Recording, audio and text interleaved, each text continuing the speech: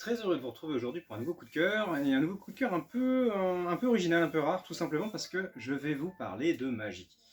Alors, vous le savez peut-être en tant que lectrice et lecteur de bande dessinée, et quand on s'attache au thème de la magie, souvent, bon, c'est pas génial génial, on a plus facilement à voir des choses avec la fantaisie que vraiment à trouver quelque chose d'efficace en termes de récit magique.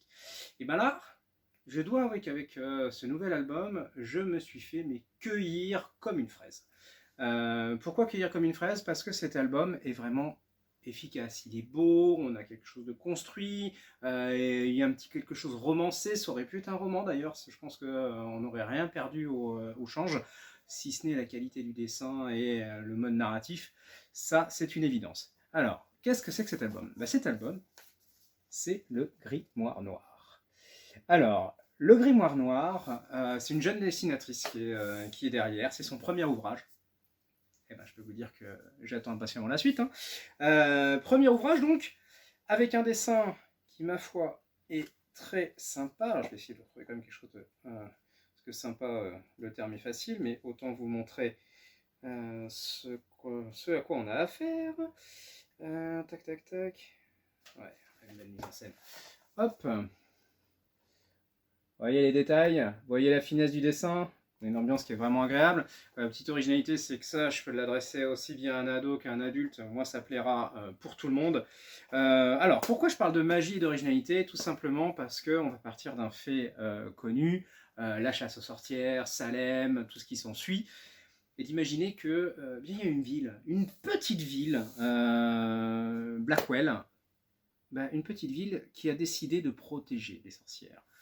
Ce faisant, donc cette ville est sous cloche, une cloche magique qui empêche toutes celles qui sont douées de dons magiques de disparaître ou d'être victimes de l'extérieur.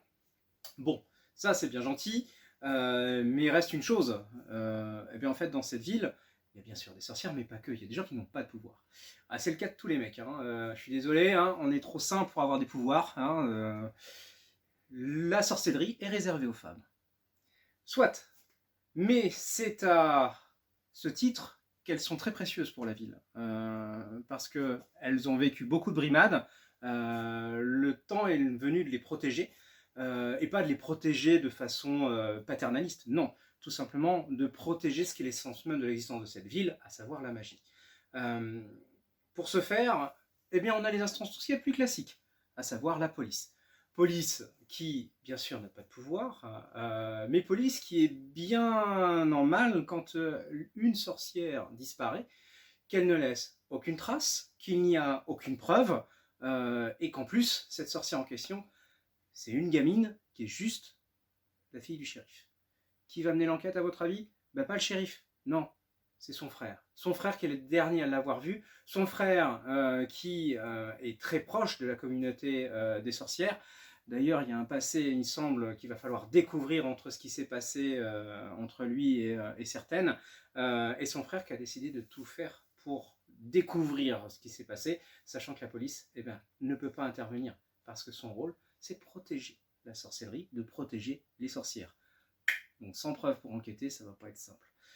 On va suivre en fait tout son parcours, qui va nous emmener par la ville, par son histoire, par son passé, la naissance de la magie bien entendu, et puis de comprendre mais pourquoi derrière tout ça on protège coûte que coûte, pourquoi nos héros et nos héroïnes voient la magie aussi bien comme un don et comme beaucoup pour une malédiction. À une époque où on ne les chasse pas, voilà quelque chose qui est plutôt étonnant. Parce que justement cette magie n'est pas simple, c'est ce qui va nous étonner de découvrir. Donc le Grimoire Noir, ça a été franchement un grand plaisir de lecture. Ça pourrait être un film aussi en finale, c'est quelque chose qui est vraiment très bien fait. Moi, je vous conseille de le découvrir, de le faire partager. On peut aussi bien le faire lire à l'adolescence sans aucun souci. En tout cas, c'est un vrai bonheur et ça fait du bien de changer un peu de genre. Et en l'occurrence, là, on va s'évader complètement. Donc, écoutez, bienvenue à Blackwell. Découvrez la magie, découvrez ce qu'elle en est. Et puis, ça va peut-être permettre de magiquement vous évader. Allez, à très vite!